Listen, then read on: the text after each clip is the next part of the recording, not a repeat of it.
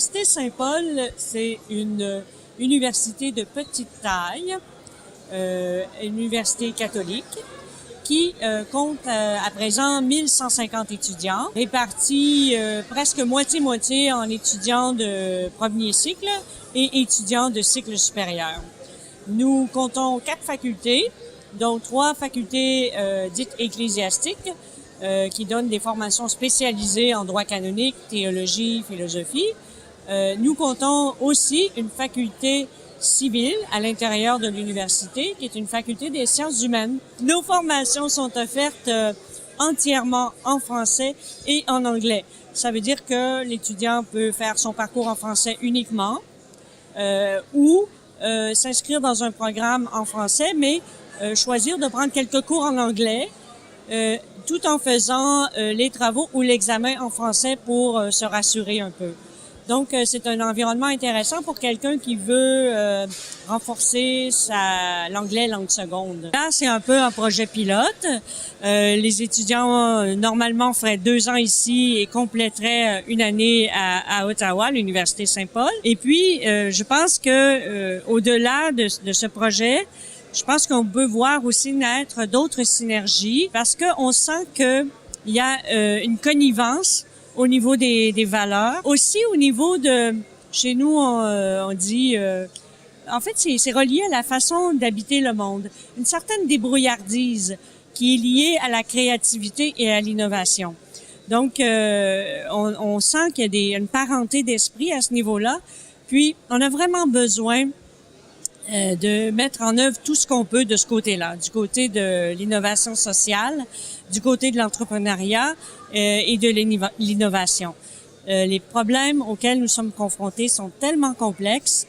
Les vieilles solutions ne fonctionnent plus. C'est évident. Par ailleurs, c'est comme si on n'arrive pas à abandonner les vieilles façons de procéder. Et donc, ça prend une coalition de personnes qui vont provoquer le changement en créant de nouveaux projets, de nouvelles façons de voir, en innovant. Donc, ce sont souvent, parfois, les communautés les plus agiles qui vont réussir, je crois, à se positionner pour l'avenir. Alors, mon souhait, c'est que la Martinique et le Canada allient leurs forces pour justement créer ces communautés agiles.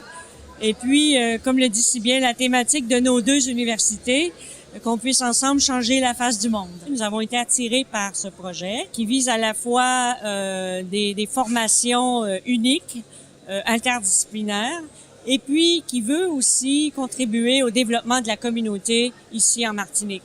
Donc pour nous, ça nous a fortement intéressés. Le fait aussi que la dot aussi était une inspiration pour le projet et qu'il y a des cours en écologie intégrale, pour nous, c'était également très stimulant parce que Laudato Si est un écrit dont on n'a pas fini encore de tirer toutes les leçons. C'est vraiment un projet très porteur. Et puis, l'autre partie qui nous motive aussi, c'est que chacun apporte sa contribution dans le projet. C'est vraiment un partenariat au bon sens du terme, où chacun y va avec ses forces. Et puis, chacun, finalement, porte une partie du projet. Donc, on voulait pas venir ici faire à la place d'eux. On est très intéressé de voir que le projet est porté par la communauté ici et qu'on va faire place dans le projet à l'expertise locale et que nous, on va être là en renfort. Et puis, la perspective donc d'envoyer certains de nos étudiants ici, c'est très attirant également parce que c'est bon que nos étudiants aient l'expérience de voir comment les gens habitent le monde, comment on peut innover dans les communautés, en particulier ici une communauté insulaire qui a ses propres caractéristiques. Alors comment on fait pour innover ici? Donc pour nous, toutes ces raisons-là sont très importantes. Et puis finalement, on voit aussi que le projet est sérieux, qu'il est bien monté, la vision est claire, et puis la mise en œuvre de la vision est portée par des gens très, très compétents.